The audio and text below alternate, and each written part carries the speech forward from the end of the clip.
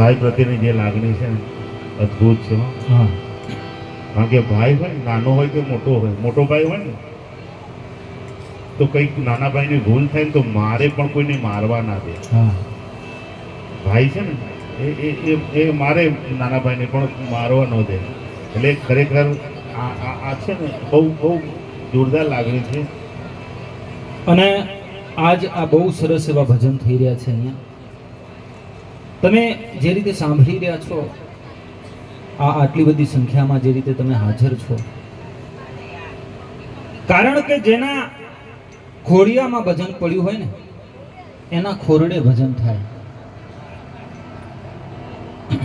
અને જેટલા શાંતિથી તમે ભાઈ શ્રી પ્રવીણભાઈ અને સંદીપભાઈને સાંભળ્યા છે એટલી જ શાંતિથી હજુય બેહજો હો. હજુ આપણે 12:30 કે 12:12 આપણે શ્રદ્ધાંજલિ આપીશું દાદાને, એટલે બધાએ પ્રેમથી બેહજો.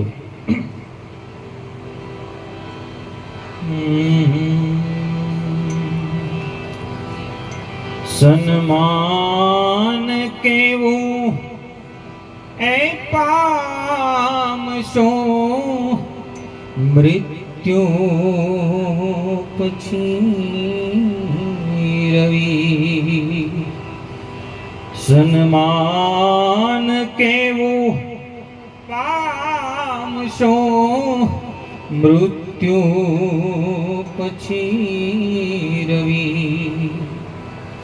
જોવા તમાશો ઈ ખુદને ગુજરી જવું પણ. સન્માન કેવું પામશો મૃત્યુ પછી રવિ. જોવા તમાશો ખુદને ગુજરી જવું પડે. એક ગામના પાદરની અંદર એમ કહેવાય કે બરોબર એક બાઇક વાળાની એન્ટ્રી થઈ. બાઇક લઈ અને એક બાઇક વાળો વટે માર્ગું બરોબર એમ કહેવાય કે ગામના પાદરની અંદર દાખલ થાય. અને પાદરની અંદર દાખલ થતાની સાથે ગામના પાદરમાંથી એક નનામી આવતી એને જોવા મળે. પણ બરોબર આમ નજર ઊંચી કરી, આંખ ઊંચી કરી અને જુએ છે ને તો નનામીની સાથે કોઈ માણસ નથી, ખાલી 4 જણા, 4 છેડે 4 જણા. અને નનામીને ઉચકીને લઈ આવે. એટલે પેલો જે બાઇક વાળો છે એ બાઇક વાળાએ ગામના પાદરે ગામના ઓટલા ઉપર બેહેલા એક વડીલને પ્રશ્ન કર્યો કે વડીલ આ શું છે, આ શું થઈ રહ્યું છે? વડીલે કીધું કે દોસ્ત તારી આંખો નથી. કારણ કે આ નનામીમાં બીજું શું થતું હોય? નનામીમાં કોઈને ક્યારે ઉપાડી અને લઈ જવામાં આવે? આ સ્મશાન યાત્રા છે. આ તો નાના બાળકને સમજણ પડી જાય. તે ક્યારેય સ્મશાન યાત્રા જોઈ નથી. આ બીજું શું હોય? આ સ્મશાન યાત્રા છે. આ અમારા ગામમાં આજે એક જણ ગુજરી ગયો, આ એની નનામી લઈ અને 4 માણસ જઈ રહ્યા છે. આ સ્મશાન યાત્રા છે. પેલા બાઇક વાળાએ કીધું કે એમ નહીં, એમ તો મને ખબર પડે છે કે નનામીની અંદર કોઈને ઉચકીને લઈ જતા હોય એટલે સ્મશાન યાત્રા નીકળી હોય, આ તો મને ખ્યાલ આવે છે. પણ આ જે ગુજરી ગયો એનો કોઈ પરિવાર નહોતો, એનું કોઈ કુટુંબ નહોતું, એના કોઈ સગાવાલા, એના કોઈ સંબંધીઓ એ નહોતા. કારણ કે સ્મશાન યાત્રા નીકળે તો એની અંદર તો માણસ હોય. આ સ્મશાન યાત્રાની અંદર માણસ કેમ નથી? પહેલા બાઇક વાળાએ જ્યારે આવો પ્રશ્ન કર્યો એટલે ઓટલા ઉપર બેઠેલા વડીલે જવાબ આપ્યો કે દોસ્ત, આજે માણસ એટલા માટે નથી કારણ કે આજે ગુજરી ગયો ને એ માણસ નહોતો. આજે ગુજરી ગયો એ માણસ નહોતો. એટલે આમ એ હતો એ માણસ જેવો, પણ એના કામ માણસ જેવા નહોતા, એના ધંધા માણસ જેવા નહોતા. આ વાતને 1 મહિનાનો સમય વીતી જાય. હવે મારી વાત ઉપર ધ્યાન આપજો અને બની શકે તો અવાજ ઓછો રાખજો. કારણ કે ભજનની અંદર તમે અવાજ કરતા હોય ને, સંગીતમાં કદાચ ખબર ના પડે, પણ અમારો વિષય બોલવાનો છે. 1 મહિનાનો સમય આ વાતને વીતી જાય એટલે ફરી પાછો એનો એ વટે માર્ગું અને એનું એ જ ગામ છે. એના એ ગામની અંદર ફરી પાછો પેલો વટે માર્ગું એમ કહેવાય કે બાઇક લઈ અને દાખલ થાય. ગામમાં પ્રવેશતાની સાથે આમ નજર ઊંચી કરી અને જુએ છે તો આજ ગામની અંદર જાણે મેળો ભરાણો છે. એક સાથે 100 દીકરીઓના સમૂહ લગ્નનું આયોજન હોય અને એની અંદર જેટલી ભીડ હોય એટલી આજ ગામની અંદર ભીડ છે. આજ ગામમાં જ્યાં નજર પડે બસ માણસ જ માણસ દેખાય છે. એટલે ફરી પાછો એકાદ મહિના પછી પેલો જે બાઈક વાળો છે એ ફરી પાછા પેલા ઓટલા વાળાને પ્રશ્ન કરે કે દોસ્ત આ શું છે, આજે તમારા ગામમાં શું છે? અને ઓટલા ઉપર બેઠેલો પેલો વડીલ ફરી પાછો એનો એ જ જવાબ આપે કે દોસ્ત આ સ્મશાન યાત્રા છે. समय समय बलवान है नहीं मनुष्य बलवान. अरे काबे अर्जुन लूंटियो वही धनुष वही बाण. આ સમય કેવો બદલાઈ જાય, પરિસ્થિતિ કેવી બદલાઈ જાય. એકાદ મહિના પહેલા એનો એ જ વટે માર્ગુ, એનો એ જ બાઈક વાળો, જેને સવાલ પૂછો તો સવાલ પૂછવા વાળો એનો એ જ છે સાહેબ. જેને જવાબ આપ્યો તો એ જવાબ આપવા વાળો આજ એનો એ જ છે. પેલાનો પ્રશ્ન એનો એ છે અને આનો જવાબ એનો એ છે. પણ ખાલી ચિત્ર બદલાઈ ગયું, પરિસ્થિતિ બદલાઈ ગઈ. પેલો માણસ કહે છે પણ દોસ્ત આવી સ્મશાન યાત્રા હોય? આ સ્મશાન યાત્રાની અંદર આટલા બધા માણસો તો મેં ક્યાંય જોયા નથી ભાઈ.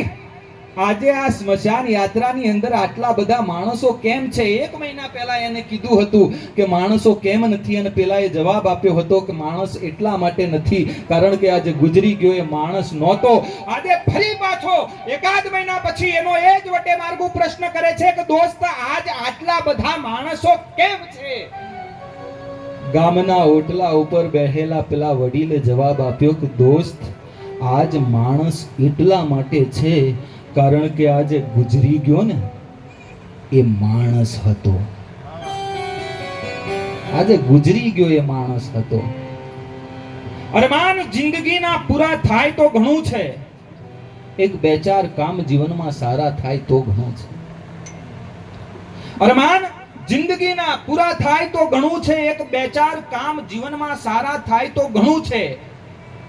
ને મુશ્કેલ છે જિંદગાની એની તો મજા છે.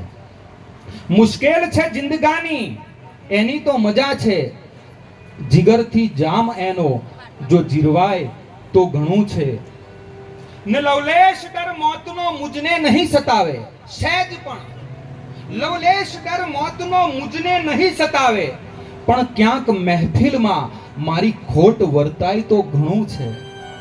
આજ મહેફિલની અંદર ખોટ વર્તાઈ રહી છે. હો આ આદરણીય પૂજ્ય જયંતિભાઈની. સૌ રડ્યા બેફામ મારા મરણ પર એ જ કારણથી, સૌ રડ્યા બેફામ મારા મરણ પર એ જ કારણથી, હતો મારો જ એ અવસર ને મારી હાજરી નહોતી. હતો મારો જ અવસર ને મારી હાજરી નહોતી. એટલે લવલેશ ડર મોતનો મુજને નહીં સતાવે, પણ ક્યાંક મહેફિલમાં મારી ખોટ વર્તાય તો ઘણું છે. ને વધુ નથી અભરખો હવે કોઈ જીવનમાં, વધુ નથી અભરખો હવે કોઈ જીવનમાં, બસ ઇજ્જતનું કફન ઓઢી અને મરાય તો ઘણું છે. ઇજ્જતનું કફન ઓઢી અને મરાય તો ઘણું છે. બાકી બાળકો જે ઢોર હોય ને એ મોટા તો કરે. ઢોરે બાળકોને મોટા કરે. ઢોર હોય ને તો એ પોતાની માટે ગુફા બનાવે, એ પોતાની માટે માળા બનાવે. બીજું બધું તો પ્રાણીએ કરી જાય. એક એમ કહેવાય કે એક રાજ દરબાર આગળથી બે ચાર જણા ભેંસ તાણીને જતા હતા. એ રાજાએ આ દ્રશ્ય કોઈ દિવસ જોયેલું નહીં. રાજાએ પેલા બાજુમાં વજીર ઉભો હતો, વજીરને પૂછ્યું કે વજીર આ શું કરી રહ્યા છે? એટલે વજીરે કીધું કે આ તો ભેંસ તાણીને જાય છે. પણ આ ભેંસ આ મરી ગઈ છે અને એને શું કામ તાણીને જતા હશે? વડીલે પેલા વજીરે કીધું કે ભાઈ રાજા, એની અંદરથી ચામડું નીકળે અને એ ચામડાના ઉપયોગ થાય. એ ચામડામાંથી ચપ્પલ બને, એની અંદરથી ઘણી વસ્તુઓ બને, એટલા માટે. એટલે રાજાએ પૂછ્યું કે આ ઢોરના ચામડાની અંદરથી આવી અવનવી વસ્તુઓ બની શકે તો આપણા ચામડાનું કઈ ન થાય?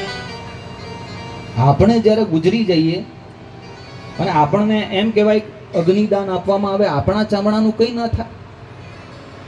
પણ પશુ કી પનિયા બને નરકા કછું ન હોત, पशु की पनिया बने नर का कशु न होत, नर जो उत्तम करणी करे तो नर में से नारायण हो. હા, આ ભજન એની માટે છે સાહેબ. અને ભાઈ શ્રી પ્રવીણભાઈએ મને વાત કરી કે પ્રવીણભાઈ ઉપર ફોન આવ્યો, આ જે ભજનનો જે કાર્યક્રમ છે એની માટે ફોન આવ્યો. એટલે પ્રવીણભાઈએ કીધું કે અમે આટલા બજેટ જો કહેવાનું ના હોય, પણ પ્રવીણભાઈએ તોય એક આંકડો આપ્યો કે આટલા અમે લઈએ છીએ અત્યારે. સામેથી જેનો ફોન હતો ને, જગદીશભાઈ, હા, એને એમ કીધું 5 વધારે આપીશું. હા, આ ભાવ હોય ત્યાં ભજન થાય સાહેબ. ભાગ્ય બડો તો રામ ભજન, વખત બડો કછું દેત, અકલ બડી ઉપકાર કર, આ દેહ ધર્યા ફળ એ. અને આજકાલ ઘણા એમ કે છે કે આ મરણ પાછળ ખર્ચો શું કામ? પણ હું એવું કહું છું કે ખર્ચો જે છે ને એ મરણ માટે છે જ નહીં સાહેબ. ખર્ચો તો જીવન પાછળ છે. કારણ કે એક બાપ જો ગુજરી જાય તો એ આજે ગુજરી અને જતો રહે. એક બાપ એનું મૃત્યુ થાય તો આજે બાપનું મૃત્યુ થાય, પણ 50-50, 60-60 અને 70-70 વર્ષ સુધી એને જે તોડી નાખે એવો પ્રેમ કર્યો હોય સાહેબ, એ પ્રેમનું થોડું મૃત્યુ થાય, એ પ્રેમ થોડો ગુજરી જાય. આ ભજન તો એ પ્રેમ પાછળ છે. અને બાપ ઘણી જગ્યાએ ઘણા કાર્યક્રમોની અંદર હું કહેતો હોઉં છું કે જે ઘરની અંદર તમે રહેતા હોય એ ઘરના ખૂણે ખૂણેથી, એની ઈંટે ઈંટમાંથી જેનો પ્રેમ, જેનો પરસેવો, જેનો ઉધમ, જેનો પરિશ્રમ, જેની લાગણી, જેની ઉદારતા અને જેની દયાની સુગંધ આવતી હોય, એક એવું પાત્ર એટલે પિતા.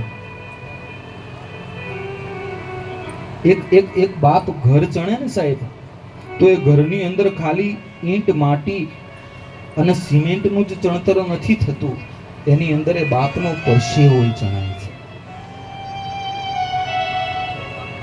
અને એટલા માટે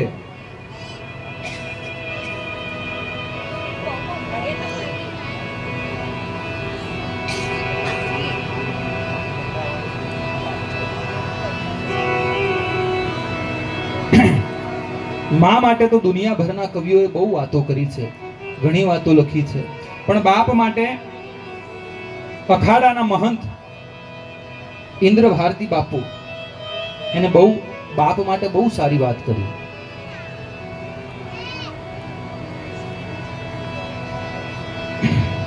હે એવો ઘેરો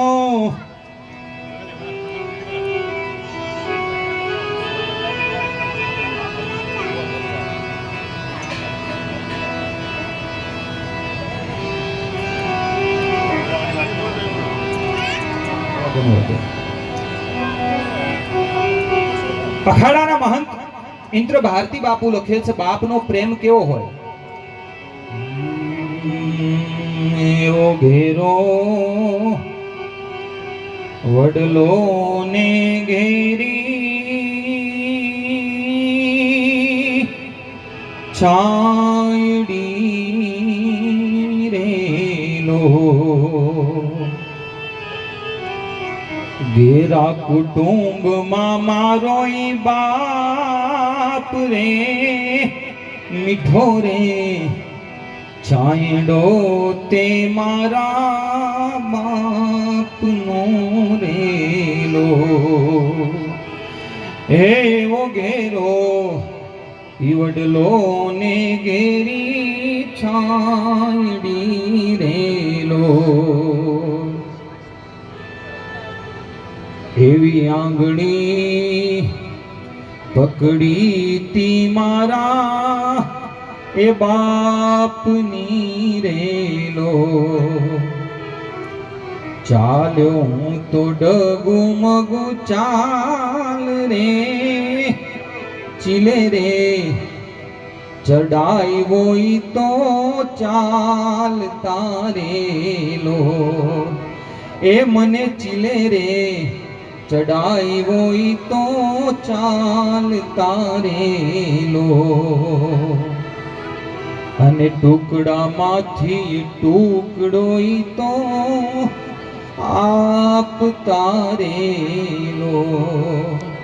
એક બાપ મજૂરી કરતો હોય અને એ કદાચ મજૂરી કરવા માટે ગયો હોય. હમણાં આ ભાજપ અને કોંગ્રેસની જે મીટિંગો ભરાણી, આવા કાર્યક્રમો થયા, એ કોઈ કાર્યક્રમની અંદર, મીટિંગની અંદર બાપ ગયો હોય અને એ મીટિંગની અંદરથી કોઈક પડીકું મળે, કોઈક ચવાણાનું પડીકું મળે, કોઈ ગોટાનું પડીકું મળે, કોઈ બિસ્કિટનું પડીકું મળે. સંદીપભાઈ, ગરીબ બાપ હોય અને એ બાપને કદાચ કોઈક નાનું એવું પડીકું મળે ને, એ બાપ ખાય નહીં સાહેબ, એ ઘરે લઈ આવે, એના બાળકો માટે લઈ આવે કે ટુકડામાંથી ટુકડો ઈ તો આપ તારેલો. ભૂખ્યો હોવડાવ્યો નહીં દિન રાત રે, મીઠો રે છાંયડો તે મારા બાપનો રેલો. અને પિતા છે એક પ્રેમ તણી ઔષધિ રેલો. દર્દ કરે પલમાં બધા દૂર રે, મીઠો રે છાંયડો તે મારા બાપનો રેલો. હા, 3 દીકરા, એમના તરફથી 500 રૂપિયો ભેટ મળે છે. ભગવાન એમના બાપુજીના આત્માને ભગવાન સદગતિ આપો એવી ભગવાનને પ્રાર્થના.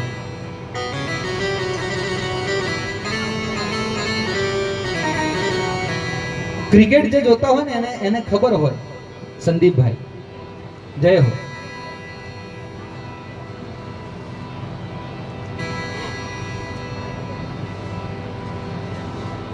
ક્રિકેટ જોતા હોય ને તો એમાં એને ખબર હોય કે ભારત અને પાકિસ્તાનની મેચ હોય, અને ભારત અને પાકિસ્તાનની મેચ હોય એની અંદર ભારતની ટીમ જે છે ને એની અંદર કદાચ સચિન ફોર્મમાં ના હોય, બરોબર રમે નહીં, એની તબિયત કદાચ બરોબર હોય નહીં, પણ એ ખાલી ટીમમાં હોય ને ભારતની, એમાં ભારતનું મનોબળ વધી જાય, જુસ્સો વધી જાય કે સચિન છે, અને પાકિસ્તાનનું મનોબળ ઘટી જાય કે સામેવાળાની અંદર સચિન છે, એની હાજરી કાફી છે. એમ આ બાપ જે છે ને સાહેબ, ઘરડો બાપ હોય અને એમ કહેવાય કે ખાટલા ઉપર પડ્યો હોય, કદાચ બોલી ના શકતો હોય, કદાચ જોઈ ના શકતો હોય, પણ એ બેઠો હોય ને સાહેબ, એની હાજરી કાફી છે. હા, પિતા રોટી है, પિતા કપડા है, પિતા મકાન है. ઓમ વ્યાસ નામના કવિની બહુ સરસ આ ગઝલ કે પિતા રોટી है, पिता कपड़ा है, पिता मकान है, पिता नन्हे से परिंदे का बड़ा सा आसमान है. पिता रोटी है, पिता कपड़ा है, पिता मकान है, पिता नन्हे से परिंदे का बड़ा सा आसमान है. और पिता है तो घर में हर पल राग है. पिता है तो घर में हर पल राग है. पिता से ही माँ की चूड़ी बिंदी सुहाग है. અને છેલ્લે કવિ લખે છે કે પિતા है तो बच्चों के सारे सपने हैं. पिता है तो बच्चों के सारे सपने हैं, और पिता है तो बाजार के सब खिलौने अपने हैं.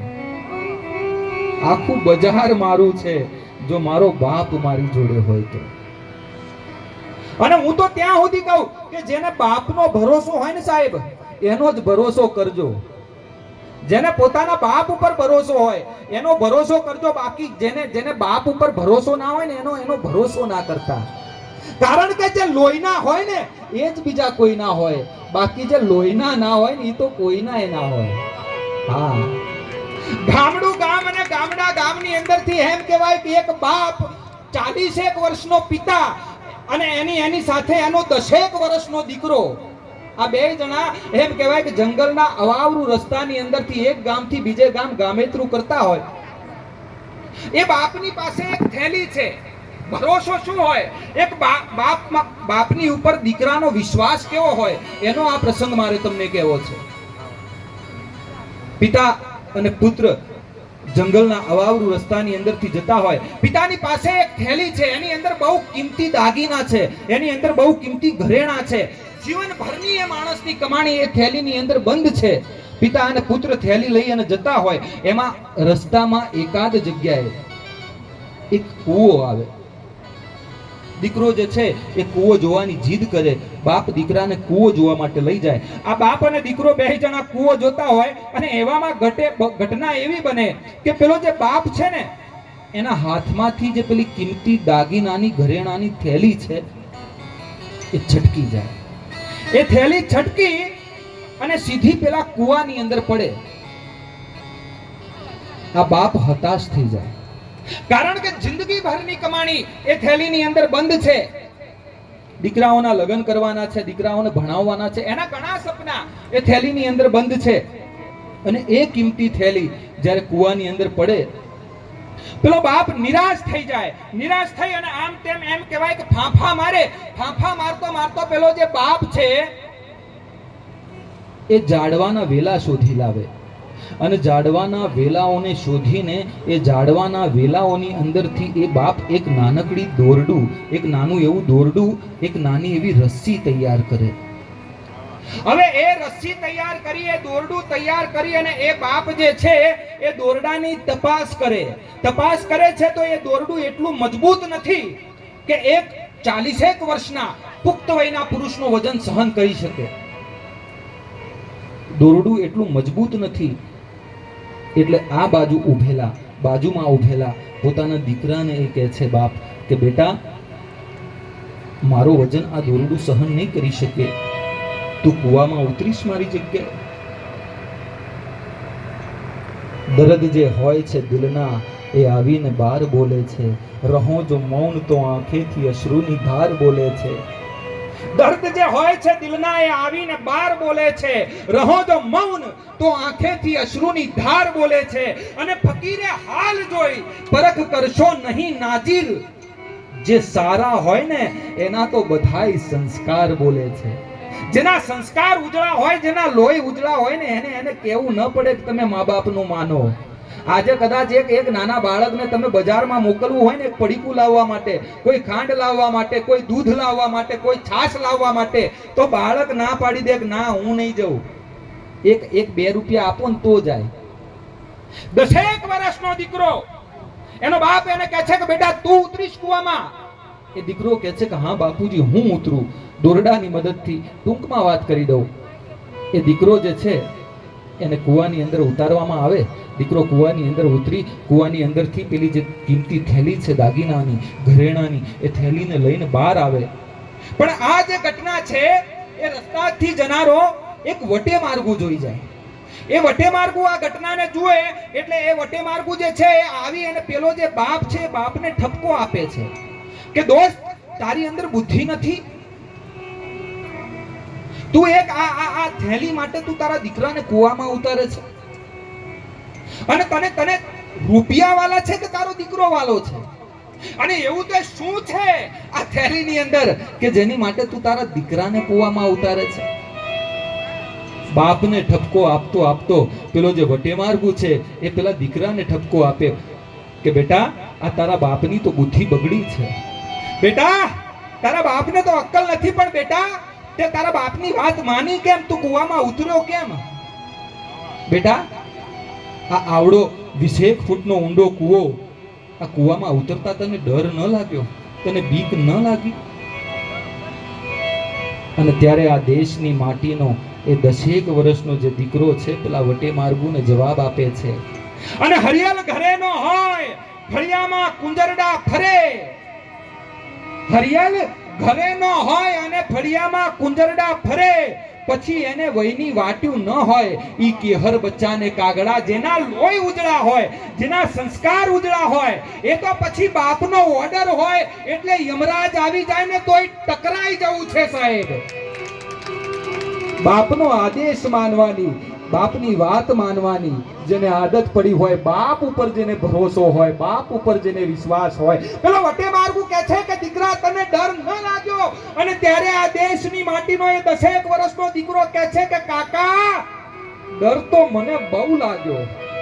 કાકા બીક તો મને ઘણી લાગતી હતી. મને ખબર હતી કે આ 20 ફૂટનો ઊંડો કૂવો, આ કૂવાની અંદર કોઈક એરું હોય, કોઈ જંગલી જનાવર હોય, એ ડંખ મારે, એ કરડી જાય, આ કાચા વેલાની રસ્સી કદાચ તૂટી જાય. ડર તો મને ઘણોય લાગતો તો, બીક તો મને ઘણી લાગતી હતી. પણ એક નજર જ્યારે મેં ઉપર કરી, એક નજર જ્યારે મેં મારા બાપ સામે કરી, અને ત્યારે મને થયું કે દોરડાના છેડા જો મારા બાપના હાથમાં હોય તો પછી જગતની તાકાત નથી કે મારું રૂવાટું ખાંડું કરી શકે. હે શબ્દ એક શોધું ત્યાં સંહિતા નીકળે, અરે કૂવો ખોદવા જાઓ ત્યાં સરિતા નીકળે, અને કંઈક અલગ તાસીર છે આ માટીની. અહીંયા મહાભારત વાવું ને ગીતા નીકળે. આ દેશની તાસીર કંઈક જુદી છે સાહેબ.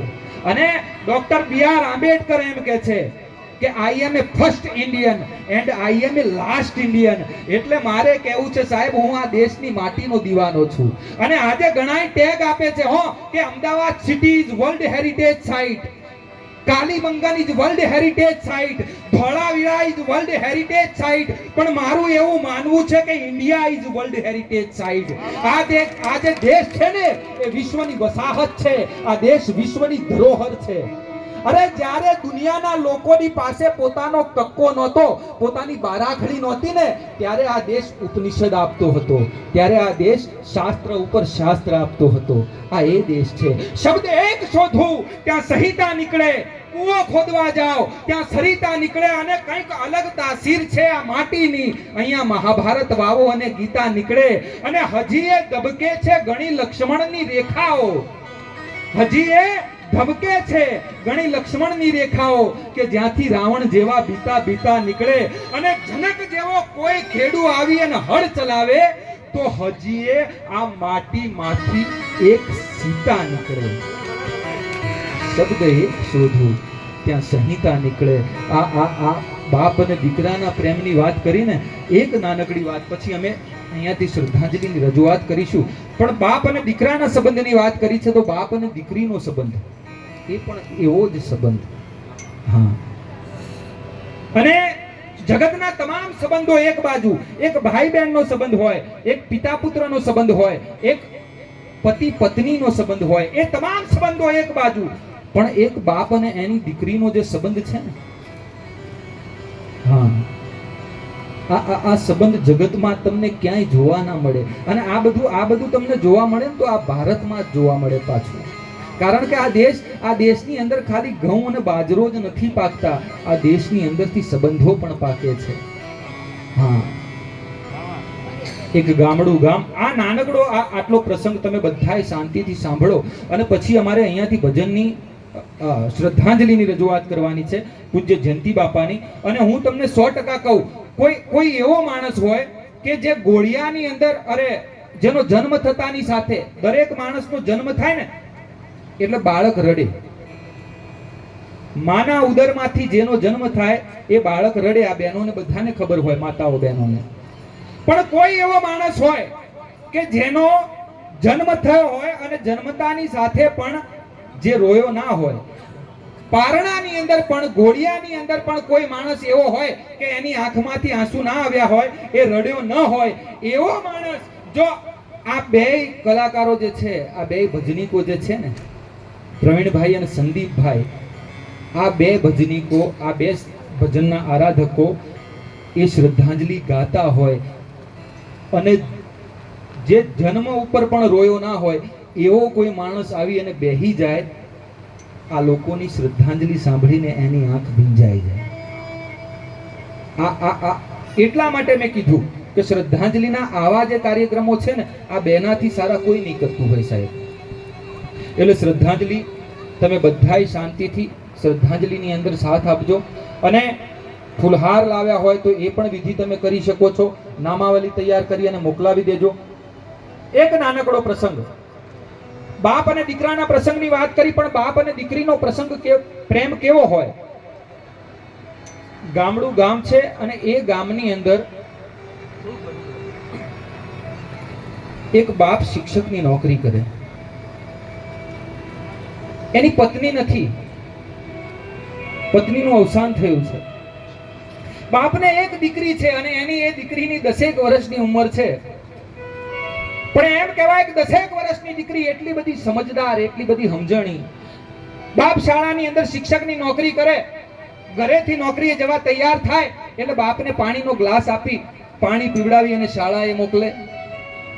શાળામાંથી બાપ પાછો આવે એટલે દીકરી પાણીનો ગ્લાસ લઈને ઊભી હોય. દીકરી બાપને પોતાની સાથે બેસાડી બાપની જોડે પ્રેમથી વાત કરે. બાપનો આખો થાક ઉતરી જાય એ દીકરીની સાથે વાત કરતા કરતા. એટલી સમજણી દીકરી, એટલી વાહલી દીકરી. પણ બનવા કાળ બને એવું કે એ જે નાની દીકરી છે 10 વર્ષની ઉંમરે, એ દીકરીને બીમારી લાગુ પડે અને બીમારીની અંદર એ દીકરીનું મૃત્યુ થાય. પેલા શિક્ષકે પત્નીને તો ગુમાવી છે, પણ આજ દીકરીને ગુમાવે. દીકરીને ગુમાવ્યા પછી એ શિક્ષકને એટલો બધો આઘાત લાગે, એને એટલી બધી વેદના થાય, એને એટલું બધું કલ્પાંત થાય કે એ જે શિક્ષક છે ને એના આંખના આંસુ રોકાય નહીં.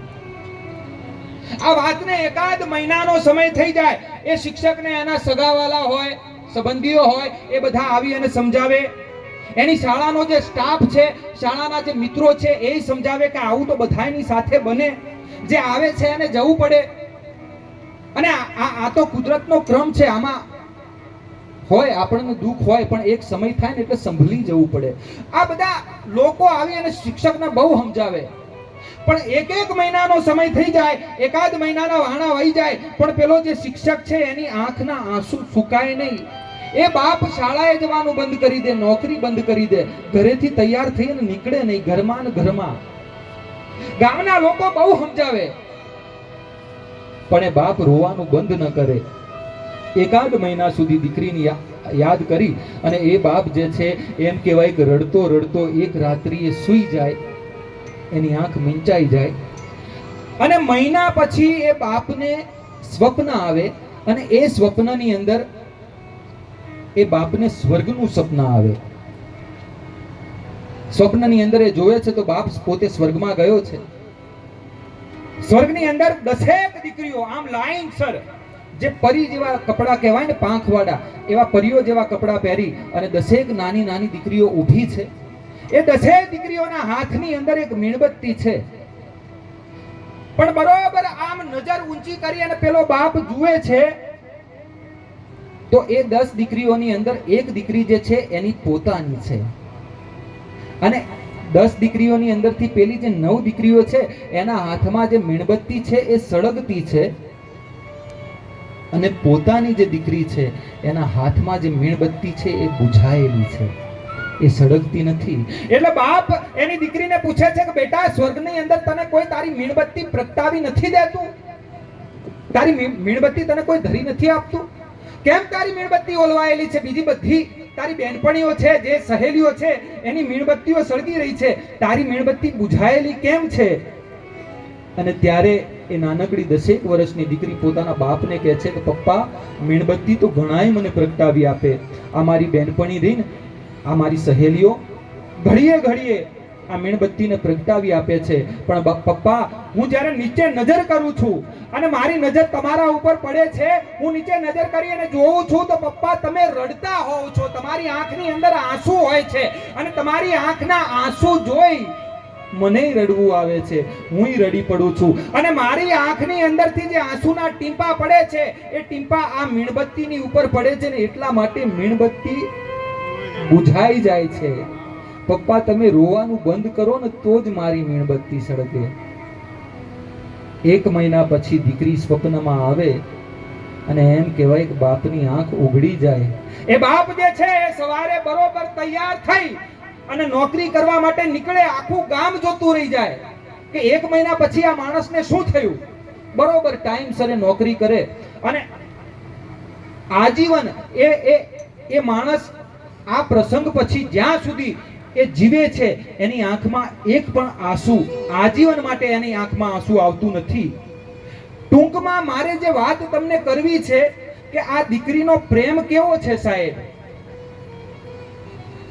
આ વાત ઉપરથી મારે અને તમારે સમજણ લેવાની, સમજવાની જરૂર એ છે સમજવા જેવી વાત એ છે કે હું શું કહી રહ્યો છું. હું એમ કહી રહ્યો છું કે એક મહિનાના વાણા વાઈ જાય, એક મહિનાનો સમય થઈ જાય, મરણના એક મહિના પછી જે બાપના સ્વપ્નની અંદર આવી અને બાપના આંસુડાઓને લૂછી જાય ને, એને જ દીકરી કહેવાય. હા, એક મહિને જે પાછી સ્વપ્નમાં આવી અને બાપના આંસુડા લૂછી જાય, એનું નામ દીકરી. એટલે ગુરજીએફ નામનો એક બહુ મહાન ફકીર થઈ ગયા, અને ગુરજીએફ નામના એ ફકીરે બહુ સારી વાત કરી છે કે જે સંતાન સાચે જ દેખાડો કરવા માટે નહીં, એડવર્ટાઇઝ કરવા માટે નહીં. ઘણા એમ કે આ ભજનની અંદર જે ખર્ચા કરે એ બધા ખોટા છે, અને લોકો દેવા કરી અને ભજન કરે છે, આવી વાતો કરે છે લોકો. પણ હું એમ કહું છું સાહેબ, દેખાડો કરવા માટે, એડવર્ટાઇઝ કરવા માટે જો તમે ખર્ચો કર્યો હોય તો, પાડોશીએ આવું કર્યું એટલે હું આવું કરું, આવું બતાવવા માટે ખર્ચો કર્યો હોય તો બરોબર છે, ખોટો છે. પણ બાપ માટે કે મા માટે જેને ભાવ છે, જેના હૃદયમાં પ્રેમ છે, અને એ જે ખર્ચા કરે. લોકો એમ કે છે કે દેવું કરી અને લોકો ભજન કરે છે. જો તમે એમ કહેતા હોય કે બાપ માટે લોકો દેવું કરી અને ભજન કરે, તો મારે એવું કહેવું છે, હું એવું કહીશ કે આ દુનિયાની અંદર એવા દીકરા પણ બહુ ઓછા હોય છે કે જે પોતાના બાપ પાછળ દેવા કરી શકે, જે પોતાની મા માટે દેવા કરી શકે. આવા સંતાનો આ દુનિયાની અંદર બહુ ઓછા હોય છે. અને એટલા માટે ગુરજીએફ નામનો એ સંત કહે છે કે જે દીકરો કે જે દીકરી, જે સંતાન સાચે જ પોતાના મા બાપને ચાહે છે ને, એ સંતાન સંત છે. અને પરિવારને છોડી, કુટુંબને છોડી અને એક માણસ એમ કહેવાય કે જંગલમાં જાય, એને જો આપણે સંત કહેતા હોય, એને જો આપણે સાધુ કહેતા હોય, તો પેટે પાટા બાંધી મજૂરી કરી અને પોતે મેળવેલી તમામ સંપત્તિ, પોતે કમાયેલી તમામ મિલકત પોતાના સંતાનોના નામે કરી અને મોતનું કફન ઓઢી અને જે માણસ સૂઈ જાય છે, એ બાપ પણ તો એક સંત છે, એ બાપ પણ તો એક સંન્યાસી છે. અને એ બાપ માટે આજના આ ભજનનું આખું આયોજન છે. હવે વિનંતી કરું ભાઈ શ્રી સંદીપભાઈ અને પ્રવીણભાઈને કે આવી અને બાપુજીની શ્રદ્ધાંજલિ રજૂ કરે. તમે દાન પુણ્ય સારું એવું કરી રહ્યા છો, ગૌર કરી રહ્યા છો, પણ એક નાનકડી હું અહીંયાથી તમને રજૂઆત કરીશ કે આ જે શ્રદ્ધાંજલિ થતી હોય, જેના નામ આવે, ફુલહારની તમે લાવ્યા હોય તો